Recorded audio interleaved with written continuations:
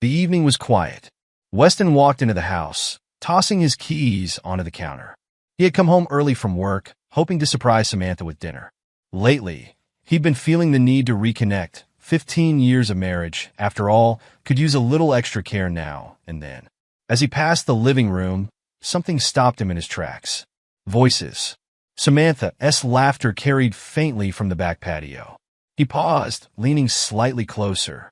Nicholas's deep voice joined hers. "You're unbelievable," Nicholas said, his tone teasing but laced with something else.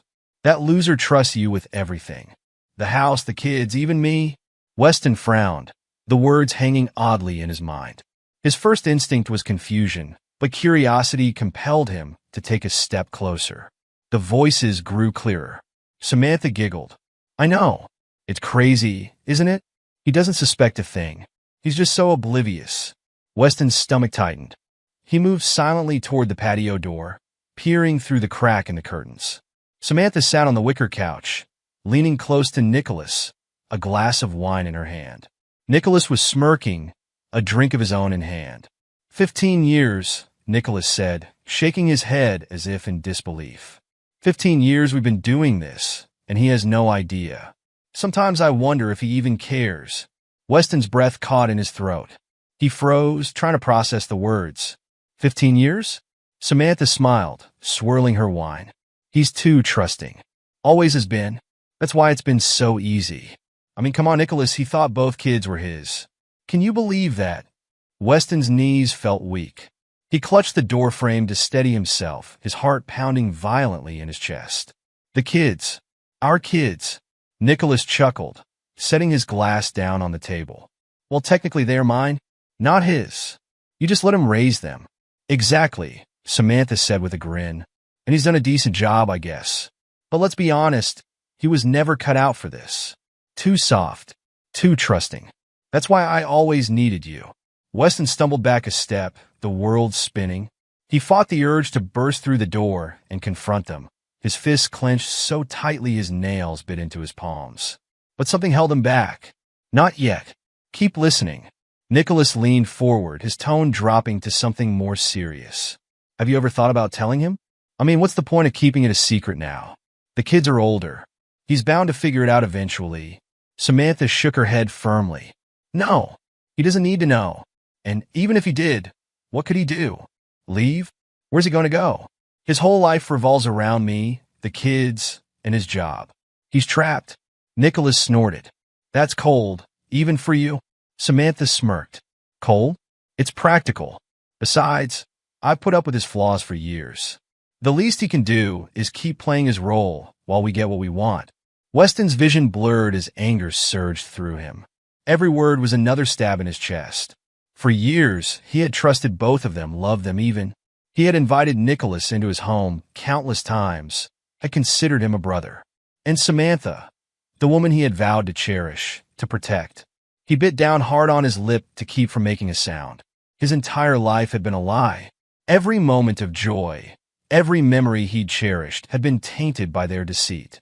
"Speaking of practical," Nicholas said, leaning back with a sly grin, "have you thought about what happens if he does figure it out?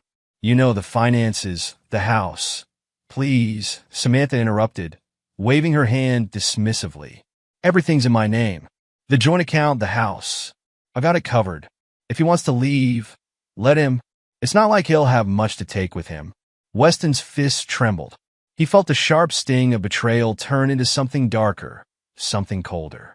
The pieces of their scheme were falling into place, but it wasn't just the affair. It was the mockery, the utter disregard for him as a person. "Still," Nicholas said, taking a sip of his drink, "you have to admit, it's impressive how long we've pulled this off. 15 years, Samantha. That's a hell of a long time to keep someone in the dark." Samantha laughed again. "It is, isn't it? But that's the beauty of it. He trusts me so completely, he never even questioned anything. He just believed." Weston couldn't take it anymore.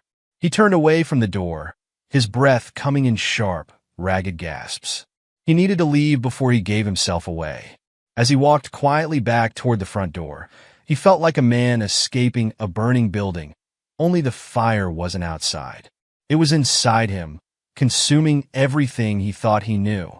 He stepped outside, the cool evening air hitting his face like a slap. The laughter from the patio echoed faintly behind him, but he didn't look back. For 15 years, they had made him a fool. But not anymore. Standing by his car, Weston clenched his jaw, a plan already forming in his mind. They think I'm a loser? They think I'm trapped? He slid into the driver's seat, gripping the steering wheel tightly. They have no idea what's coming, he whispered to himself. And with that, he drove off into the night, leaving the life he thought he knew behind. 15 years earlier, Weston sat on the edge of a bar stool at O'Malley's pub, nursing a beer. It had been a rough week at work, and he wasn't in the mood for company. That's when Nicholas, a tall, confident guy with an easy smile, slid onto the stool next to him. "You look like someone stole your lunch money," Nicholas said, grinning as he raised his own glass. Weston chuckled. "It's just work. Same stuff, different day." "Well, here's a tip," Nicholas said, clinking his glass against Weston's. "Stop thinking about it. It's Friday. Forget work and enjoy yourself.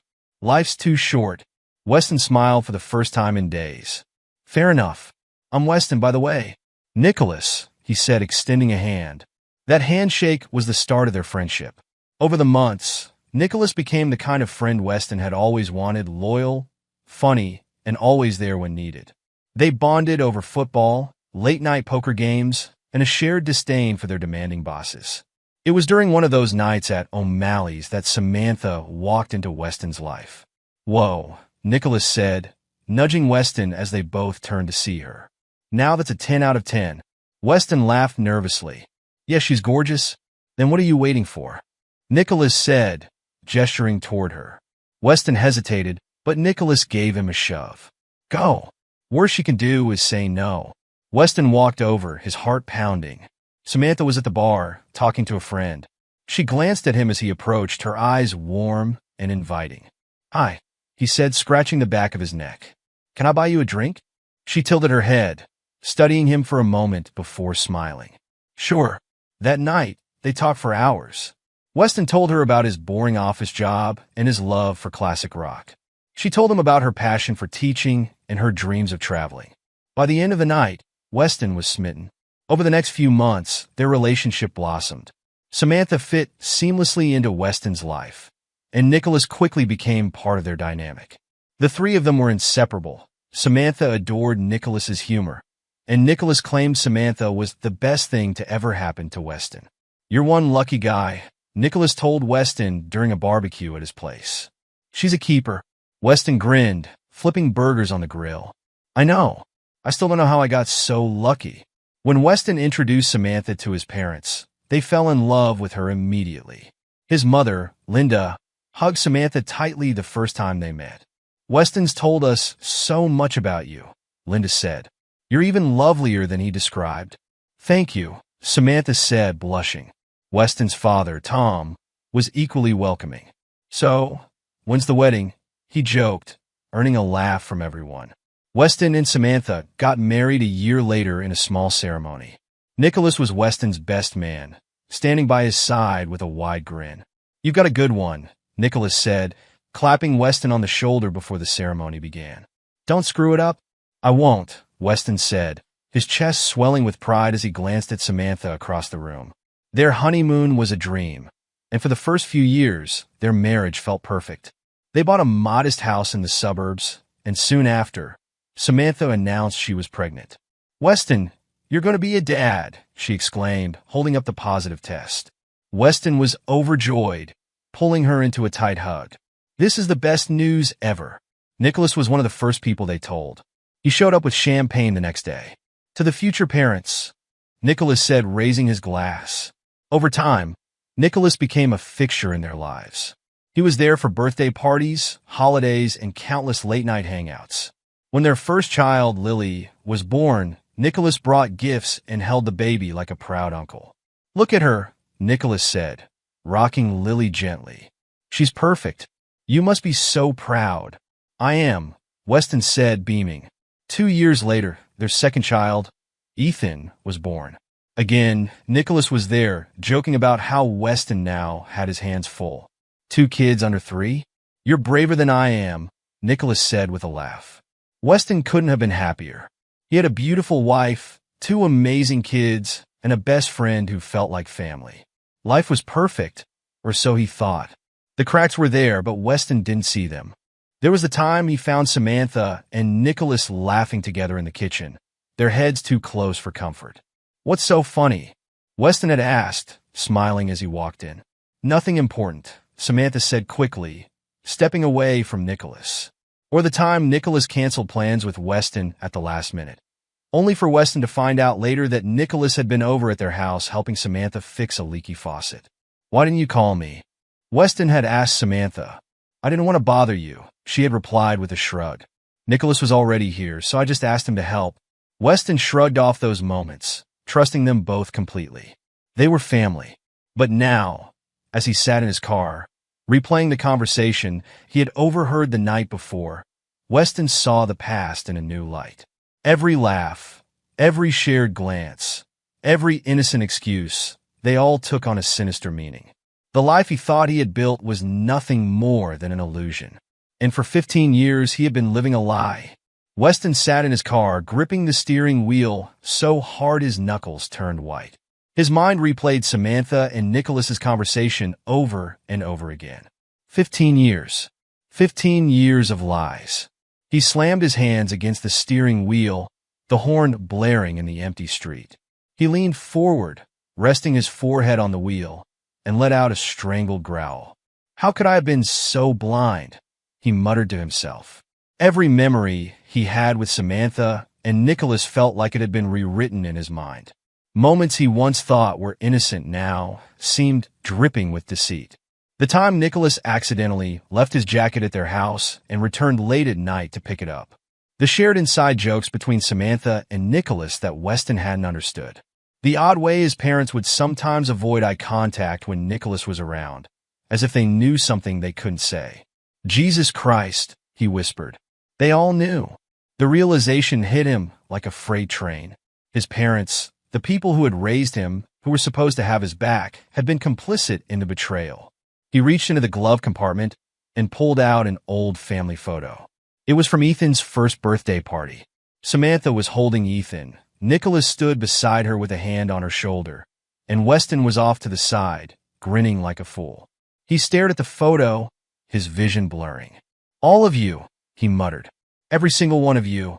Weston crumpled the photo in his hand and hurled it onto the passenger seat. He couldn't let this consume him. He needed to think. He needed a plan.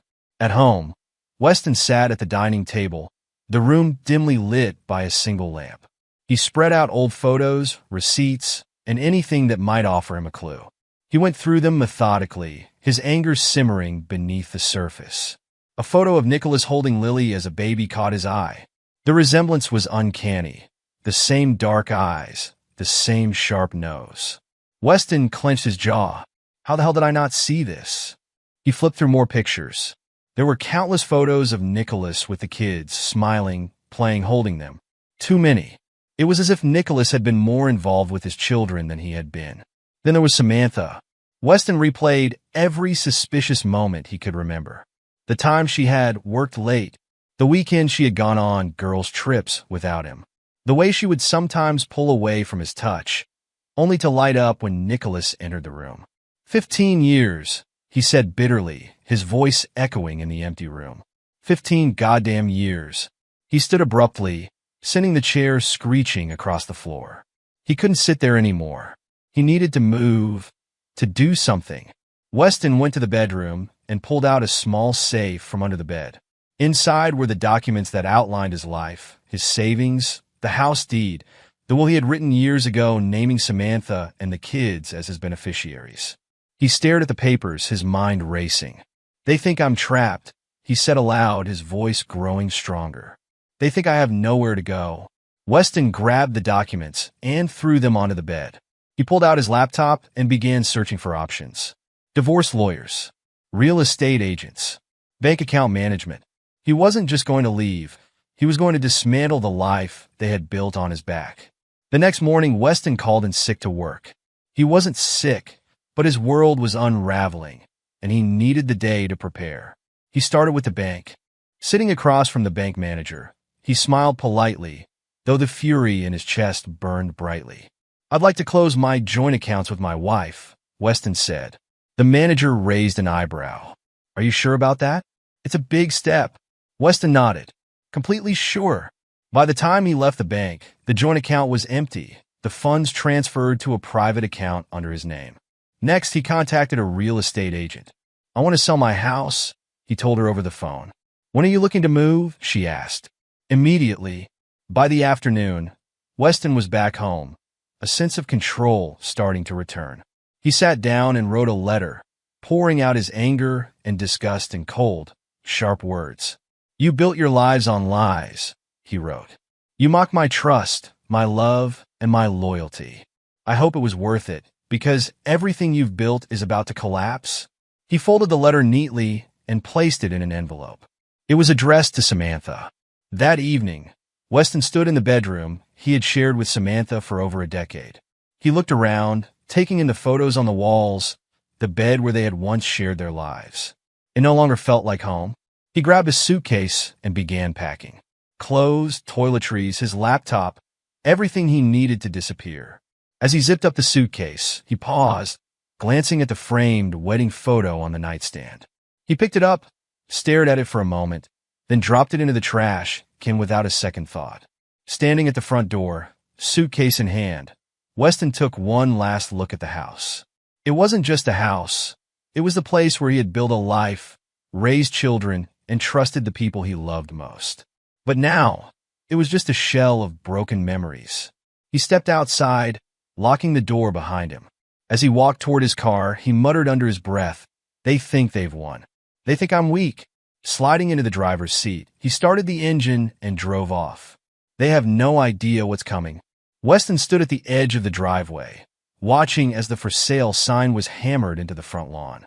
The real estate agent glanced at him, trying to gauge his mood. "You sure you want to move this fast?" she asked, holding a clipboard. "We can take a little more time to set things up." "No," Weston said, his voice firm. "List it as soon as possible." "I want it gone."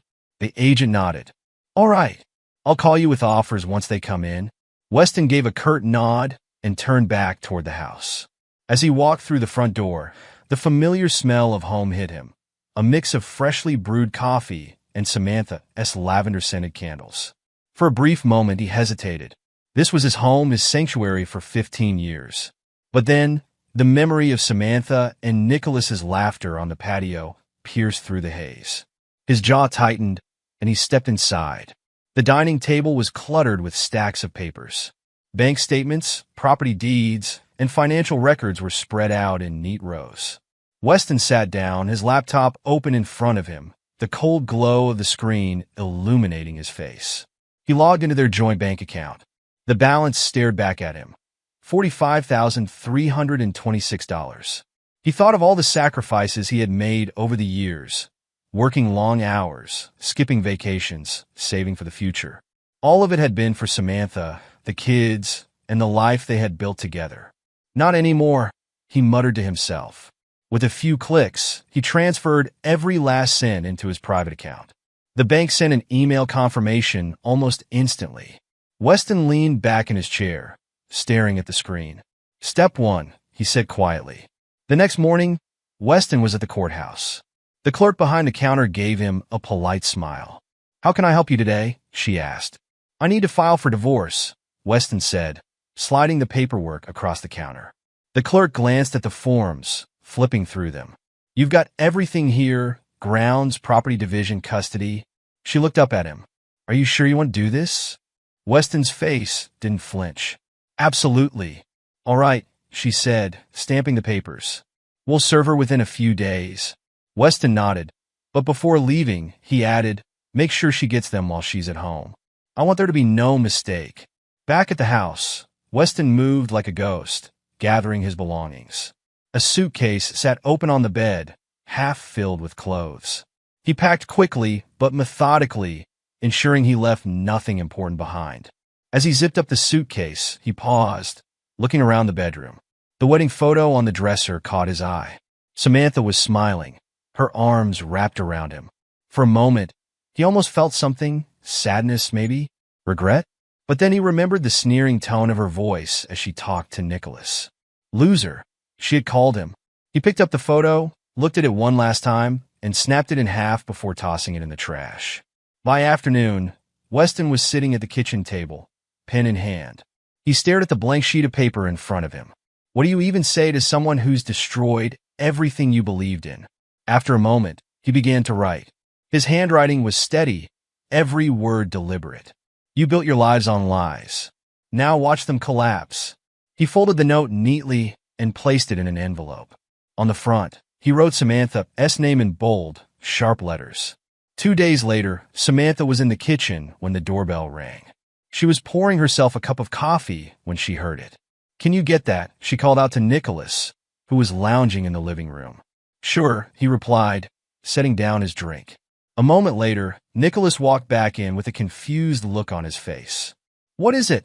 Samantha asked. Someone just served you, Nicholas said, handing her a stack of papers. Samantha frowned, setting her coffee down as she flipped through the pages. Her face paled as she read. Divorce papers? What? Nicholas said, sitting up straight. Samantha dropped the papers onto the counter and grabbed her phone, dialing Weston's number. It went straight to voicemail. She tried again, the same result. What the hell is this? She said, pacing the kitchen. He didn't even say anything. He just filed? Nicholas picked up the papers and read them over. Looks like he's selling the house too. Samantha froze. What? Nicholas pointed to a section of the documents. Right here. He's liquidating everything. Samantha ran her hands through her hair, panic creeping into her voice. He can't do that. Can he do that? Nicholas shrugged, but before he could answer, Samantha's eyes landed on the envelope sitting on the counter. What's that? Nicholas asked. Samantha tore it open, unfolding the note inside. As her eyes scanned the words, her hands began to tremble. You built your lives on lies. Now watch them collapse. She stared at the note, her breath catching in her throat. Samantha, Nicholas said, standing behind her. What does it say? She handed it to him without a word. Nicholas read it, his jaw tightening. He knows. Samantha slumped into a chair, her head in her hands. This can't be happening. He can't just leave. Nicholas leaned against the counter, his arms crossed. Looks like he just did. Weston sat in a motel room miles away, his phone buzzing silently on the table. He glanced at the screen.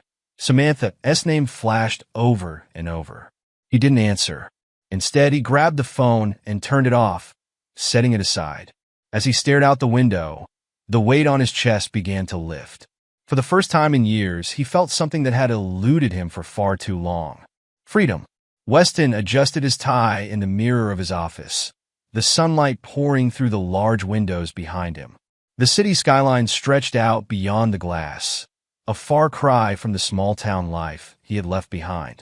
5 years had passed since he had walked out of his old life. He glanced at the nameplate on his desk. Weston Grayson, founder and CEO. He smirked. Not bad for a loser, he muttered. The journey to this moment hadn't been easy. In the months after disappearing, Weston had struggled to find his footing. Therapy sessions had been grueling at first, forcing him to confront the pain and betrayal that had once consumed him. You keep talking about what you lost, his therapist, Dr. Lang, had said during one early session. But what about what you've gained? Weston scoffed, leaning back on the couch. What have I gained? I lost my wife, my best friend, my kids, my family. Everything I thought was real was a lie. Dr. Lang didn't flinch. You've gained freedom, Weston. You're no longer trapped in their web of lies. You have a chance to build a life that's truly yours. The words had stuck with him, and over time, they became his mantra. He poured himself into building that new life. Weston had moved to a bustling city far from his old town. He started small, using the money he had taken from the joint accounts to fund his first venture, a marketing firm. The business took off quickly, and soon he was hiring a team, signing clients, and making a name for himself. But it wasn't just work that helped him heal. Have you considered dating again? Dr. Lang had asked him a couple of years into their sessions. Weston shook his head. I don't think I'm ready for that. You might surprise yourself, Lang replied. It took time, but eventually, Weston allowed himself to open up to new relationships. Though he hadn't found love yet, he found companionship, meeting people who respected him for who he was. While Weston's life flourished, Samantha and Nicholas's lives unraveled. One afternoon, Weston received an email from an old acquaintance, someone who still lived in the town he had left behind. The subject line read, "You won't believe this." Curiosity got the better of him, and he opened it. Inside was a link to a local news article. Nicholas's business had gone under, buried under allegations of fraud and unpaid debts. Weston leaned back in his chair, reading the article with a grim satisfaction. "Couldn't happen to a nicer guy," he murmured. The same acquaintance later mentioned how Samantha was barely scraping by, working a dead-end job and struggling to make ends meet. The community had turned on her after Weston's dramatic exit. She deserves every bit of it, Weston thought, though he couldn't deny the small pang of pity he felt. As Weston closed his laptop that evening, he reflected on how far he had come. His old life felt like a distant memory now. The bitterness had faded, replaced by a quiet resolve. Standing by the window of his high-rise apartment, Weston sipped a glass of wine, the city lights twinkling below. "You rebuilt your life," he told himself, "and this time it's yours." Weston stepped out of his sleek black car, his polished shoes clicking against the pavement. The small town looked exactly the same, but he didn't. Dressed in a tailored suit, a gold watch gleaming on his wrist, and an air of quiet authority, he knew he was a stark contrast to the man who had left 5 years ago. The first stop was the diner on Main Street, a place where the locals gathered, and gossip spread like wildfire. As Weston walked in, heads turned. A few people recognized him, whispering his name. "Is that Weston Grayson? Didn't he just vanish one day?" Weston ignored the murmurs and strode to the counter. The waitress, Sandy, did a double take when she saw him. "Weston," she asked, her voice tinged with disbelief. "Good to see you, Sandy," he said, flashing a polite smile. "Coffee. Black." She poured the coffee with shaky hands. "Didn't think we'd ever see you again. You look different." Weston chuckled softly. 5 years can do that. He took his coffee and sat at a table by the window, pulling out his phone. He didn't have to wait long for his appearance to make waves. Within minutes, his old neighbors were texting each other, and word reached Samantha and Nicholas. Samantha was in her tiny apartment when her phone buzzed. It was a message from an old friend. "Weston's back. Saw him at the diner. He looks different. You should see this." Her heart sank. She read the message again, hoping she'd misunderstood. "Weston," she whispered, the name catching in her throat. "Who's that?" Nicholas called from the other room. Samantha didn't answer. She grabbed her purse and left, ignoring Nicholas's questions as she slammed the door. Nicholas heard the buzz of his own phone minutes later. Curious, he checked his messages. One from a former co-worker caught his eye. "Weston Grayson? Back in town? Didn't you think he'd never show his face again?" Nicholas frowned, a pit forming in his stomach. He remembered the letter Weston had left behind. Now watch them collapse. "This can't be good," Nicholas muttered to himself, grabbing his keys. Weston wasn't at the diner when Samantha arrived, but she could still feel his presence lingering in the whispers of the people around her. She caught snippets of conversations. "Did you see the car he's driving? He looks like a millionaire. Wonder why he's back." Samantha left, her hands trembling. She returned home to find Nicholas pacing. "He's back," she said, barely above a whisper. "I know," Nicholas replied, his voice tense. "The question is why?" Weston was already working on the why. He had spent the last few days gathering information. Through private investigators and old contacts, he learned everything about Samantha and Nicholas's downfall. Nicholas's failed business, Samantha's dead-end job, their crumbling reputations. From his hotel room, he drafted an anonymous letter to the local newspaper. It included just enough detail to hint at their long affair, Nicholas's financial misdeeds, and the paternity of the children. He attached photos and documents, ensuring everything looked authentic. The letter ended with a simple statement: "The truth always comes to light." Satisfied, Weston sealed the envelope and smiled. Let the chaos begin. The atmosphere at the family gathering was awkward, as it always was. Weston had requested the reunion himself, his tone polite yet firm when he called his parents. "It's been 5 years," he had said. "I think it's time we all talked." They hadn't expected him to return, much less extend an olive branch. His mother eagerly agreed, sensing an opportunity to mend what had been broken. Nicholas and Samantha, however, were uneasy, especially after hearing rumors of Weston's dramatic return to town. The reunion was set at his parents' home, where the dining room table was piled with food. Conversations were polite, strained. Weston sat at the head of the table, calmly sipping his drink as he observed the people who had betrayed him. Samantha was seated a few chairs away, avoiding eye contact, while Nicholas fidgeted with his silverware. Weston's father tried to lighten the mood. "It's good to see you again, son. You've done well for yourself. That business of yours, impressive." Weston smiled faintly. "Yes, I've been busy rebuilding. Starting fresh is liberating." Samantha shifted uncomfortably, her hands clasped tightly in her lap. Nicholas cleared his throat. "So, what brought you back?"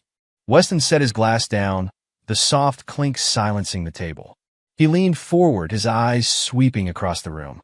"I came back for closure." The tension thickened. His mother forced a nervous laugh. "Closure? That sounds so serious." "It is." Weston's voice was sharp. He reached into his bag and pulled out a thick folder, dropping it onto the table with a thud. Everyone stared at it. "What's that?"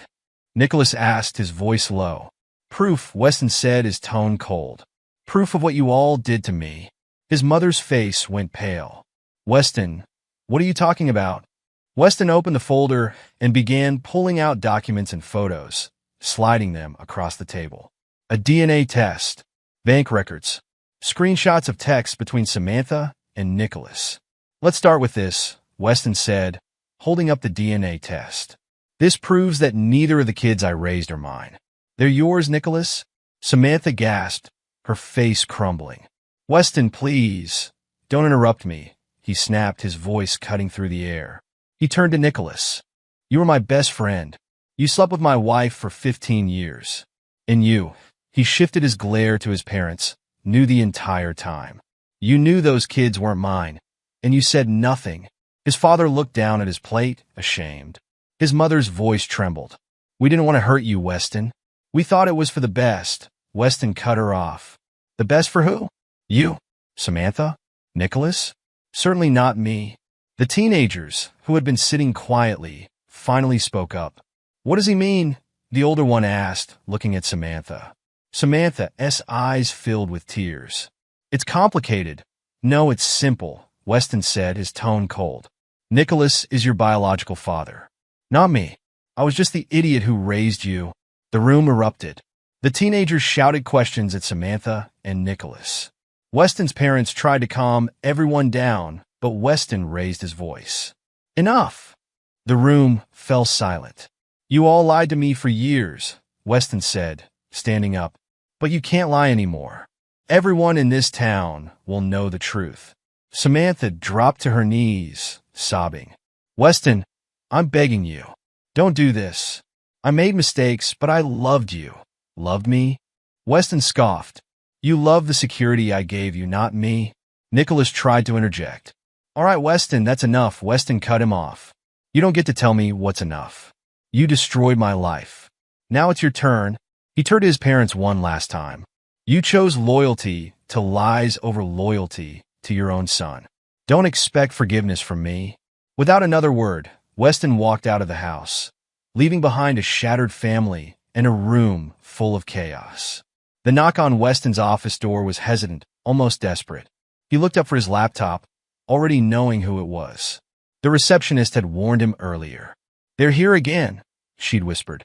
"Let them wait," Weston had replied. Now, after nearly an hour of making them stew in the lobby, he gestured for his assistant to open the door. Samantha walked in first, her once pristine appearance now disheveled. Dark circles framed her eyes, and her clothes hung loosely on her thin frame. Behind her, Nicholas followed, his usual swagger replaced by a defeated slouch. Weston didn't stand. He leaned back in his chair, studying them with cold detachment. "Weston," Samantha began, her voice trembling, "we need to talk." "Talk?" Weston's voice was calm, almost amused. "What could you possibly have left to say?" Nicholas stepped forward, his hands outstretched. Look, man, we messed up. We know that. But this has gone too far. You've ruined everything. Weston raised an eyebrow. Ruined everything? Funny. That's exactly what I thought 5 years ago, when I found out you two had been ruining my life for 15 years. Samantha broke into tears. Weston, please. I'm begging you. I know I don't deserve your forgiveness, but the kids, they're suffering. They don't understand why this is happening. Weston's jaw tightened. Don't you dare bring the kids into this. You lied to me about them for their entire lives. You and Nicholas used me as your safety net while you played house behind my back. Now, you want to talk about suffering? Nicholas tried again, his voice desperate. Weston, we're bankrupt. I've lost everything, my business, my reputation. People won't even look me in the eye anymore. You've made your point. Can't we just move on? Weston stood up, his chair scraping against the floor. He walked around the desk, closing the space between them. Move on? He repeated, his voice sharp. For 15 years, you two mocked me, called me oblivious, a loser. You built your lives on my trust, my money, my kindness. And now that the tables have turned, you want mercy? Samantha fell to her knees, clutching at his hand. I was wrong, Weston. I was selfish and stupid, and I've lost everything. Please just stop. We can't take this anymore. He pulled his hand away, his expression unmoved. You didn't think about what I could take when you were sneaking around with him. You didn't think about what I was losing when you laughed behind my back. So no, Samantha. I won't stop. Nicholas's anger flared. This is vindictive. You're punishing us for a mistake. Weston turned on him, his eyes cold. A mistake? 15 years isn't a mistake. It's a choice. A choice you made every single day while I trusted you. Don't talk to me about punishment, Nicholas. You haven't even begun to pay for what you did. Silence filled the room as Weston stepped back, his tone softening, but losing none of its edge. You want my forgiveness? He asked, looking at them both. Earn it, but don't expect it. Not now, and maybe not ever. Without another word, Weston walked out, leaving Samantha sobbing on the floor and Nicholas staring blankly at the wall. Weston sat at a quiet cafe in the city, a cup of coffee warming his hands. It was his routine spot, a place where he could unwind without being recognized. He had no intention of meeting anyone that day, let alone Melody. She walked in, juggling a stack of books and a coffee order slip. The books slipped from her grip as she reached the counter. Without thinking, Weston got up to help her. Thanks, she said, brushing her hair out of her face. I really need to stop carrying half the library with me. Weston handed her the last book and smiled. Sometimes the extra weight is worth it. She chuckled. True, but my arms would disagree. It could have ended there, just a polite exchange between strangers, but something about Melody intrigued Weston. She wasn't overly polished or trying to impress anyone. She seemed genuine, something he hadn't encountered in years. When Melody's order was called, she hesitated before walking away. If you're not in a rush, would you like to join me? I could use a distraction from all this reading. Weston raised an eyebrow. You're asking a stranger to help you avoid studying? Exactly, she said with a grin. Weston laughed. All right, why not? Over the next hour, they talked about everything and nothing. Melody was a freelance editor, passionate about books and storytelling. She had a calm demeanor, but her enthusiasm for certain topics brought a spark to her eyes that Weston couldn't ignore. What about you? She asked, tilting her head. You seem grounded, but there's this weight you carry. Like you've been through a lot. Weston paused, surprised by her observation. That obvious, huh? Not really, but I'm good at reading people, Melody said, sipping her coffee. You don't have to share if you're not comfortable. For the first time in years, Weston felt safe opening up. He didn't tell her everything, just bits and pieces about betrayal, starting over and rebuilding his life. Melody listened intently, never interrupting or prying.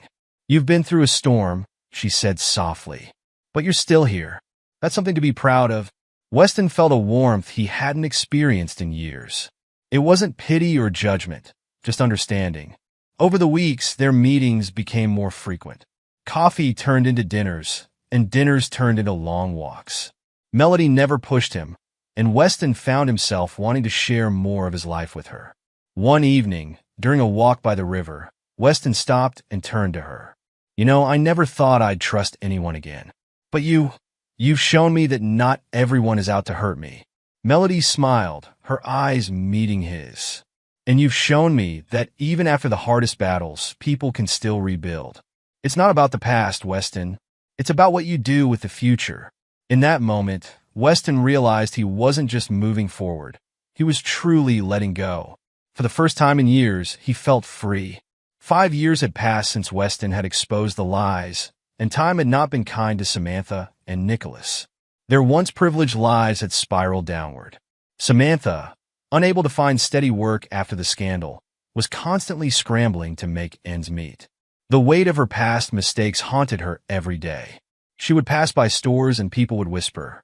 The town she once called home now regarded her as nothing more than the woman who destroyed her family. Nicholas, once a rising star in the business world, had become a cautionary tale. His company had gone bankrupt, his associates had distanced themselves, and his reputation had been tarnished beyond repair. Every business venture he tried to pursue ended in failure. He would drink to drown out the shame, but it only made things worse. Their children, now teenagers, struggled to understand the shattered world they'd been left with. Their lives, too, had been upended. They lived in a broken home, knowing that the family they'd once believed in was nothing more than a series of lies. Weston, on the other hand, had moved on. He'd built a life for himself, one that was grounded in truth, respect, and genuine connections. Melody had become his anchor. Together, they traveled, explored new hobbies, and created a life free from the shackles of his past. One Sunday afternoon, as he and Melody sat on their balcony, Weston spoke quietly, his gaze distant. "Do you ever think about what happened?"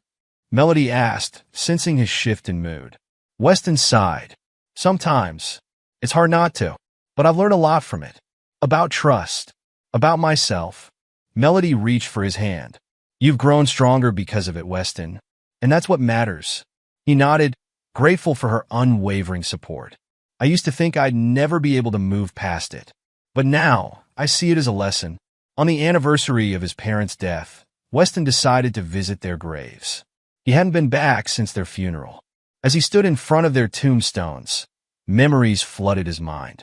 The love they had shown him, the sacrifices they had made, it all seemed distant now. But it had shaped him into who he was. Weston stood quietly for a moment, then dropped to his knees, placing a single white flower on the grave. "I don't know if you ever really understood me, but I've learned to understand myself. I've learned what it means to trust, and what it means to trust myself." He paused, reflecting on the years of pain, betrayal, and growth. "I'm free now. I'll let it all go, and I've built something new, something that's mine." As he stood up, Melody joined him, her hand on his shoulder. "I'm proud of you," she said softly. Weston smiled, his heart lighter than it had been in years. He knew that the past would always be a part of him, but it no longer defined him. With one last look at his parents' graves, Weston turned to Melody. "Let's go home." And as they walked away, the weight of his past finally lifted.